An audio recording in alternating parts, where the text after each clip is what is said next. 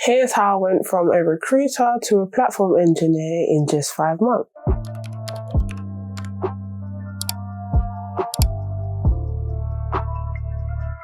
In today's video, I'll be providing a detailed timeline of my journey into tech. This includes my grades and everything leading up to me becoming a platform engineer that I think will greatly benefit people that are coming from non-tech backgrounds who want to make the career switch. First, I just want to talk about my life before becoming a platform engineer. I achieved 10 A-star to C's, and then I moved on to sixth form, where I got an A-star in sociology, A-star in law, and an A in psychology.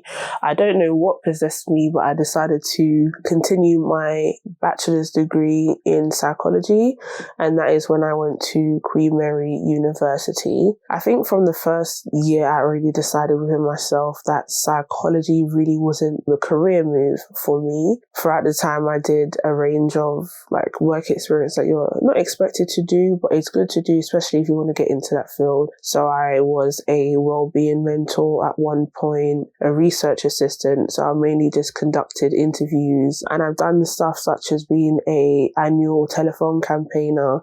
So I got to speak to judges, lawyers, and previous alumni at the university as well. That was very insightful because as well as doing my degree, I was seeing if getting into law could possibly be something that I would want to do. Being that I studied it at A-levels, I thought I can do my degree, but also see if getting into law would be a possibility for me. So I managed to secure a 3-year law program, and that was with SEO London on their City Solicitors Horizon program. So they had several afternoon teas with different law firms across the 3 years, and I think it was the second year that they secured an internship across various different law firms. So mine was at an American law firm called Baker McKenzie, and that's when I worked as a dispute resolution intern.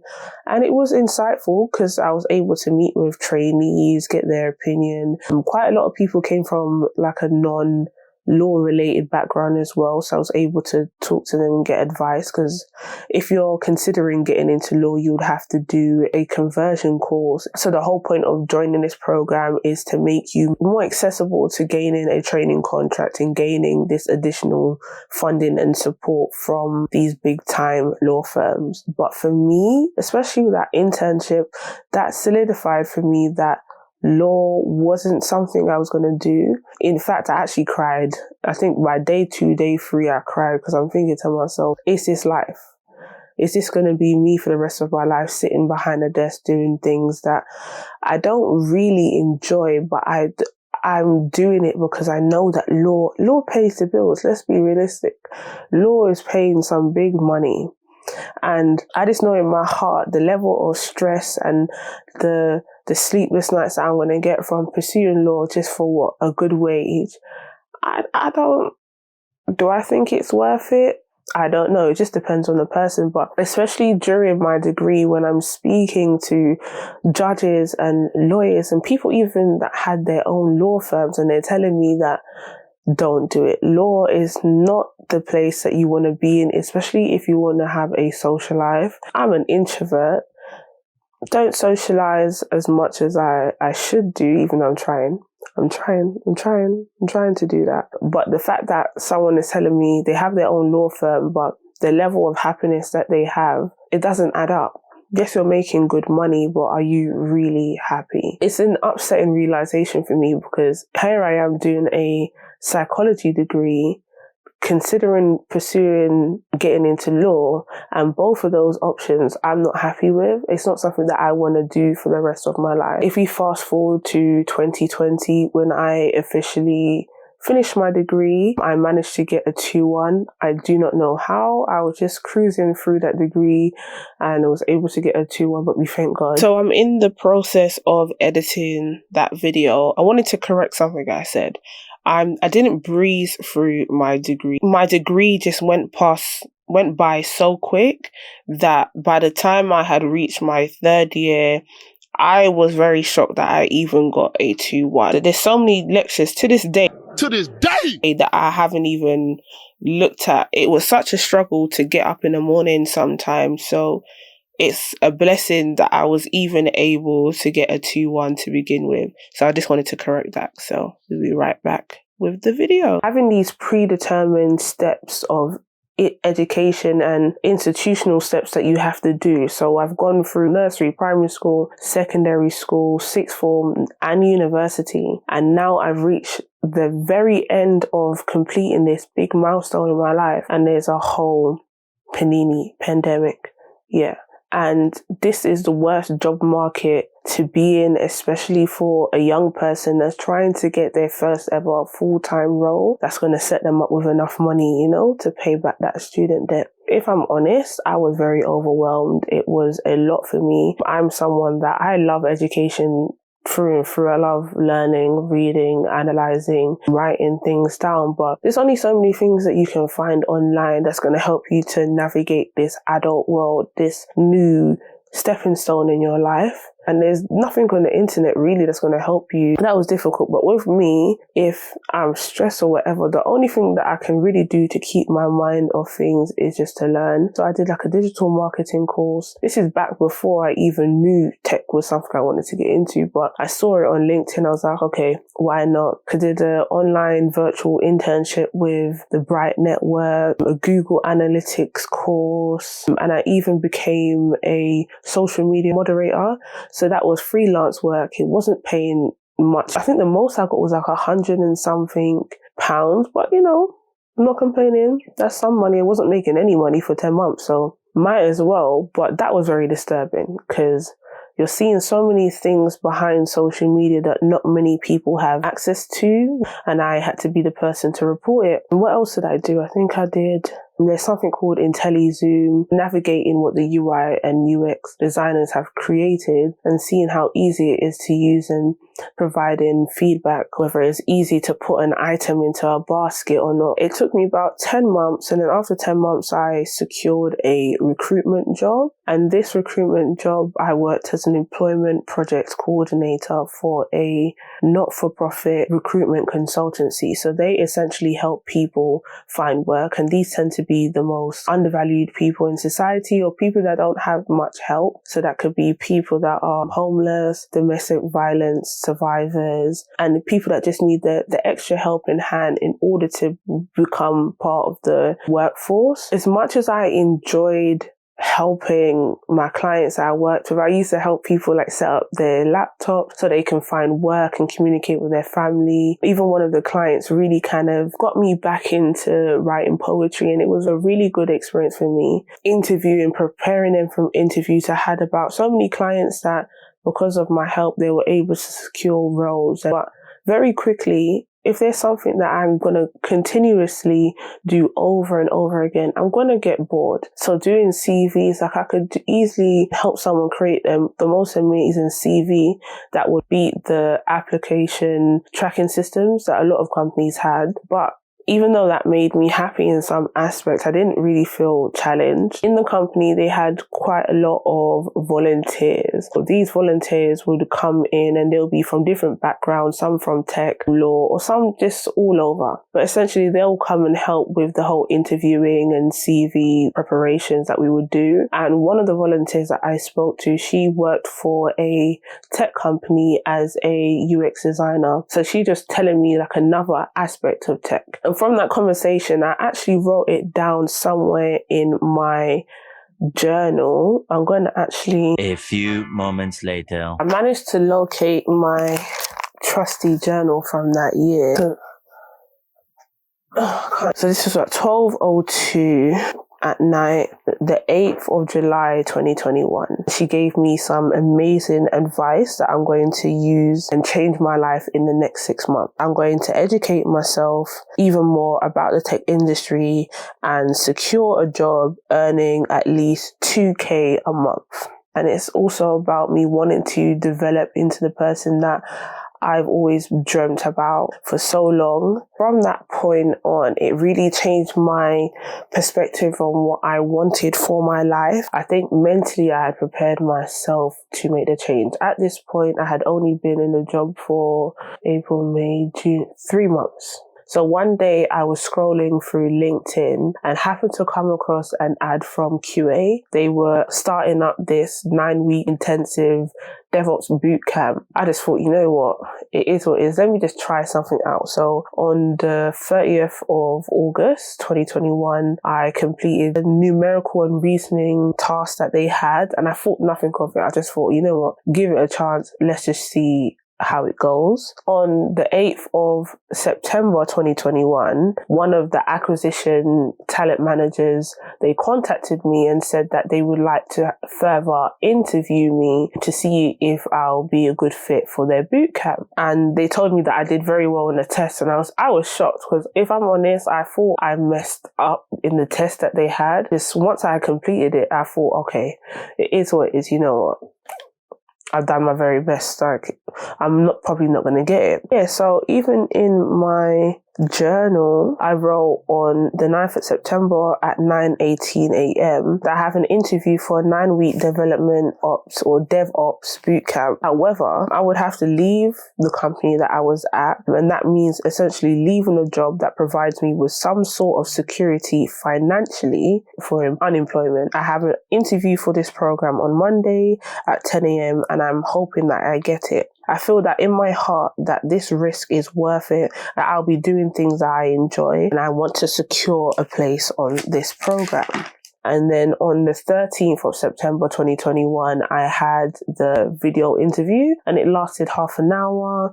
I felt really confident in that moment, but I wasn't too sure whether or not I was going to get the boot camp. They then asked me to complete a cloud knowledge evaluation test or questionnaire, just to see what level I was at in terms of understanding the cloud, understanding DevOps, so that if I was to get onto the bootcamp, they know what level roughly I'm at. Within 2 days of completing that, I received my offer letter informing me that I had got onto the 9-week bootcamp. I was shocked. As I said, I didn't expect anything of this. I just thought, okay, I saw this, let me sign up. You know, they're probably not going to get back to me. But they did, and I was shocked. So at this point, in my head, I'm thinking, I'm going to have to hand in my notice, and I have to make this decision soon. I signed the offer letter that they gave me, but in my heart, I was still unsure. I was leaving my part-time role to join a 9-week boot camp that was unpaid, as in they weren't paying me any money at all. So I was going from earning, how much was I earning at my recruitment job? Say 500 to 800 pounds to earning zero. This is me taking a huge risk. But I don't know, for something in my heart that says, Kanesha, at the end of the day, you're young. My mum is extremely supportive of me, and she's telling me at the end of the day, you have my support. If this is what you want to do, then do it. You know what you want to do. You just need to know that if you're going to do this boot camp, you're going to have to take it seriously. You've left your job. Take this seriously. This is your chance to get into a career that you actually want to do. I think I mainly got into recruitment because it's a job that I could get, and I needed some money. It was 10 months. 10 months of being unemployed, and the recruitment job came up and I couldn't pass it by. But now I've developed the skills of knowing how to excel in interviews. It's time to move on. The 14th of October 2021, I handed in my notice, and I think that came a shock to my manager and the CEO at the time, because that very day they wanted to offer me a full-time position at the company, in which they would have offered me 19k. My heart dropped, because I'm thinking, gone from 500 to 800 pounds, could have been earning a bit more if I had gotten into full-time employment. And now I've gone and made myself jobless, unemployed. But you know what? It is what it is. So the 22nd of October, I finished, and I started my boot camp on the 25th. If I just look into my journal, On the 27th of September at 4:01 p.m., I got into the boot camp and I'm so happy. Yes, this is a risk, but I trust that this will be worth the while. I'll be handing in my notice on the 14th of October and I've already begun completing the homework set for the boot camp. And I'm just talking to myself and saying how I need to get more into my spiritual journey and trusting my intuition more and trusting God more and allowing God to lead me. The boot camp was intense. It was Monday to Friday, 9 to 5 for 9 weeks, learning all things DevOps from Python, GitHub, Docker, infrastructure as code, just the main components of what it is to be a DevOps engineer. And I felt so stupid. I felt so dumb. There's so many things that I didn't understand. In my head, I'm thinking, I really made a big risk for this and I feel so stupid. Learning all of this, like, can I actually do this? This is when imposter syndrome was beating me up left, right, and center. Like, can I actually do this? During that time, you have access to their platform. They also provide you with a voucher to get a certification. I completed the Microsoft AZ900 and they also give you a 12-month British Computer Society membership, which is really good because then you can put your CV through there and double check that it beats the application tracking system. With the membership, you're able to double check the percentage that you would get if you were to pass it on to a job. They also gave us help with our CV, interview practice. We also did presentations. By the 9th week, you had to complete a project. My project was, what was my project on? It's been so long. It was a simple Python project. So you put your name in, you put your date of birth, and then you get your star sign, etc. But by the 8th week, my angels must have been listening to me because I was stressed.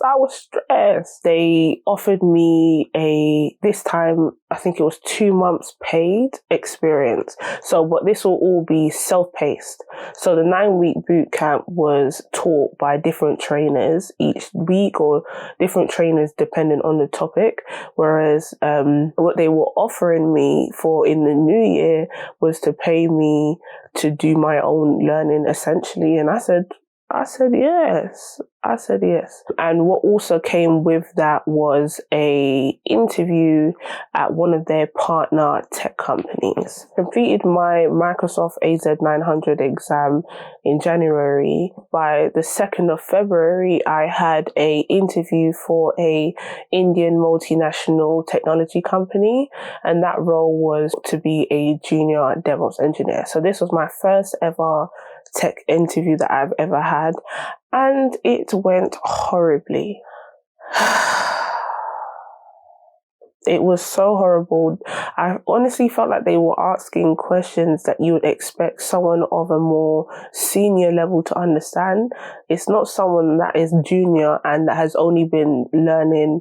At that time, it had been October, 3 months and 1 week since I had began my tech journey, and the level of questions that they were asking of me, I didn't think that would happen in a junior DevOps interview, but boy, it did. And I felt really low. It really affected my self-confidence because I'm thinking, I've left my job, got into this boot camp. Yes, they've given me money for about the next 2 to 4 months, depending on how things go. And I'm 2 months in, failed the one interview that they secured for me.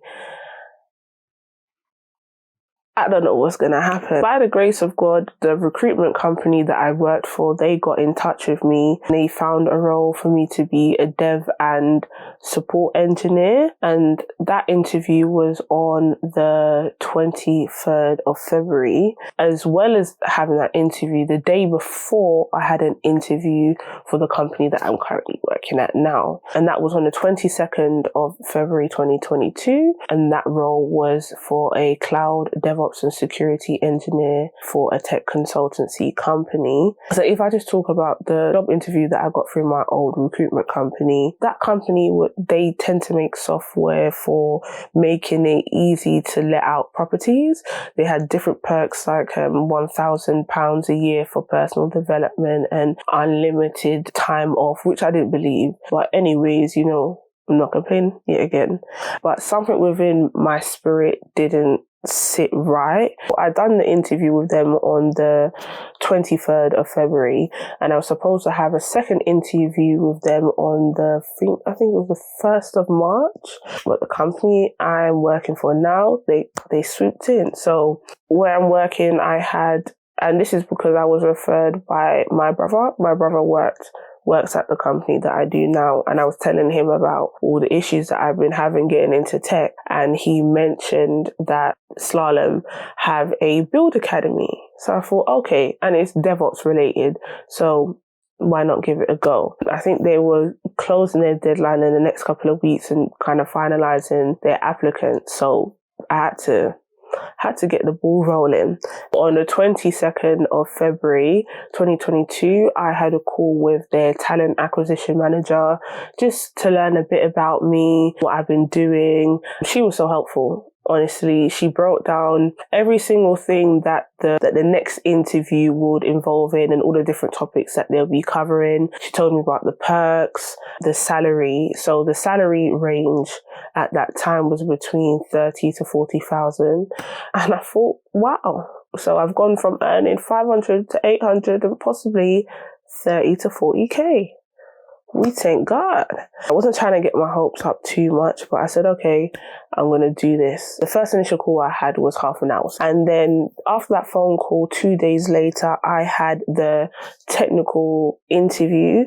And this is where they wanted to find out where I am in my learning journey. So I was interviewed by two people. One was a director and one was I think he was a senior engineer or an architect at the time. But they were interviewing me and seeing more about me, kind of just finding like a rough idea about the projects I had completed, what I had done on my boot camp, the certifications I've taken, and also testing me on like Linux commands and how I would navigate the workspace as an engineer if I was given the opportunity to join the company. And it was good. That interview, I think, was about an hour and a half or about an hour. And then on the 28th of February, I had the whiteboarding exercise, which was an hour long, where they would go through my projects and see like the code that I've done. And then they'll ask me, why did I use this? Why did I create a function? And just testing what I've done. We'll go in the future explaining more about whiteboarding and how to get through the tech interview kind of process with ease. But one piece of advice I would give: whiteboarding exercises, they're not supposed to be a test. They're more just about a conversation, just to see what you know in the code that you created. And if there's something that you don't know, ask. Like, they're not going to penalize you for not knowing, especially if you're at a junior level. They just want to see that you have some understanding and also that you're receptive to the information that they give to you. And then after that whiteboarding session that I had a half an hour call with the director of the company, and that was mainly just like a behavioral interview.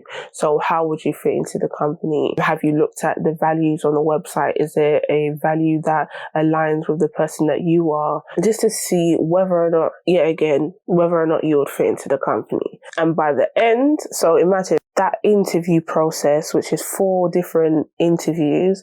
I began it on the 22nd, and within 6 days, I completed the whole process in 6 days. I got my employment offer and I began my journey as a platform engineer. So the 21st of March 2023 will mark a year of me being in full-time employment as a platform engineer, and I feel like the risk that I took back in 2021 has definitely paid off. I've learned so much on the job.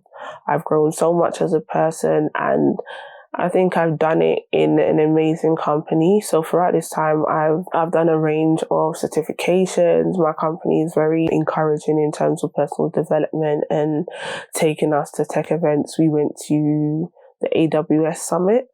They always send us like all these goodies, and I don't feel like the perks overshadow the just the enjoyment of the job. It is a lot of reading, researching, learning, but I feel like in the space of the year, I have greatly come out of my comfort zone. So as I mentioned earlier, I am very much an introvert, but now that I'm in this role, I do want to speak more. I want to share more.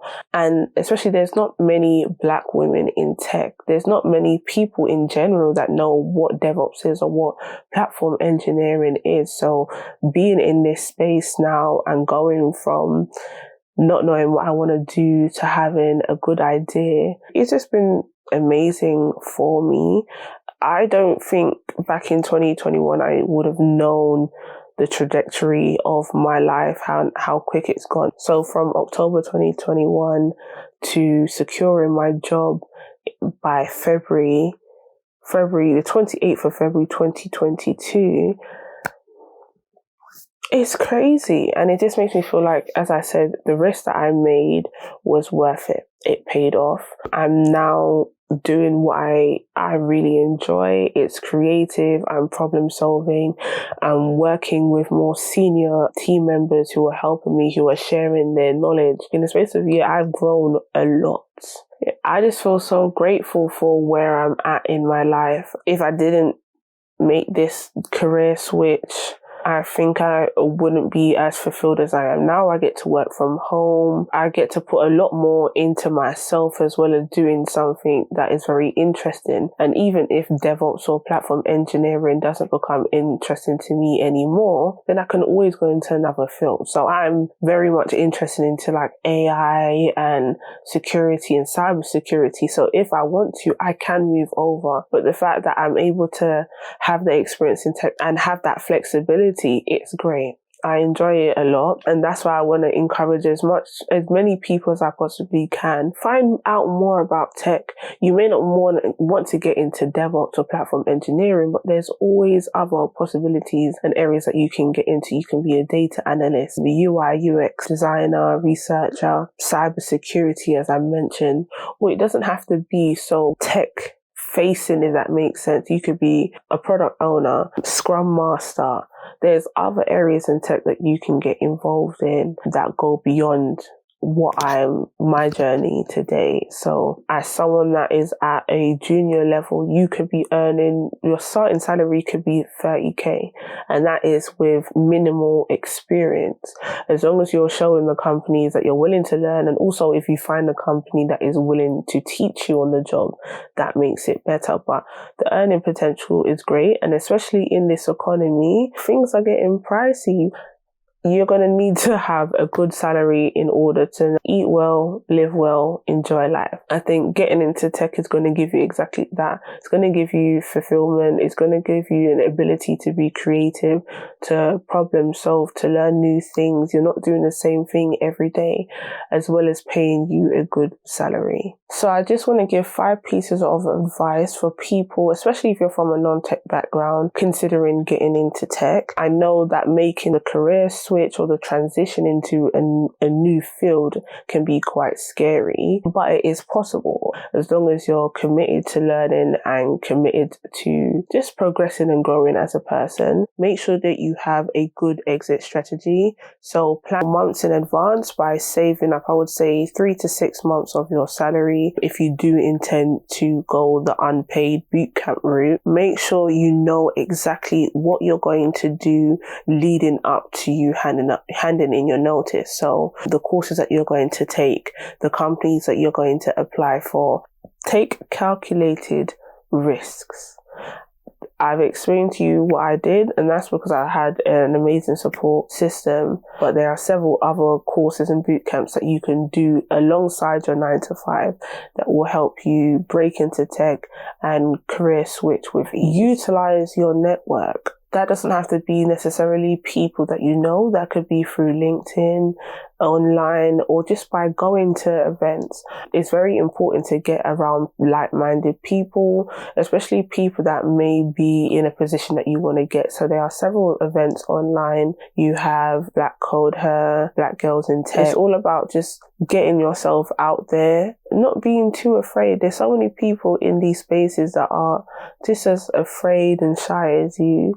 But it's good to have like a sisterhood of people that are going through the similar things that you're going through, which is navigating a new space completely. Imposter syndrome occurs quite often in this industry, but don't beat yourself up. Even though I moved into a new role in 5 months, I didn't know everything by 5 months. You're not going to know everything in 5 to 6 months at all. And anyone that tells you that you are, they're lying. They're trying to sell you something. You're going to learn the majority of it on the job. At least have a basic understanding of the role that you want to go into and what will be expected of you. But once you get into that role, you're going to grow, you're going to blossom and become an even better engineer and become even better at your role. There's things that didn't make sense when I first started, but once I got my hands on like the software and I'm navigating through AWS or navigating through the Azure portal and working with these tools and seeing how the clients want me to combine them and make the most viable product, it makes sense now.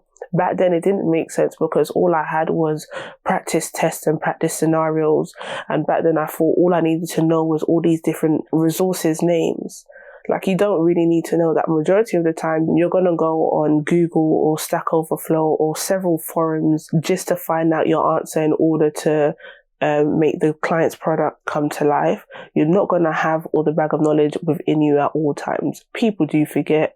It's human for you to forget, but just don't put so much pressure on yourself. You're learning, this is fairly new for you, and you will get better with time. I'm almost a year in and I'm still learning new things. Technology changes all the time. And even if you ask people at more senior engineer levels, they'll even tell you that there's things that they struggle with. In life, that's what happens. And tech is all about challenging yourself and having challenges constantly. Document your journey. Partly the reason why I'm doing this is because I don't see enough people kind of taking me through their struggles to navigate this new field. So it would be nice to see that. It would be nice, even if it's not something you're going to share online, just to have like a journal or a book that you keep, that you have a record from your mentality as a junior engineer all the way through being a senior engineer, that this is a valuable source to keep and have, just so that you can look back and see how much you've grown and developed as a person. And when imposter syndrome does start to creep up, you have something that you can go back and look at and think, wow, I've come a long way. I've actually grown and I'm a lot more advanced in my knowledge and my understanding of all these technologies now. Whereas back then I was just learning, I was just navigating a new space. Now I have a greater understanding and I should be very proud of myself.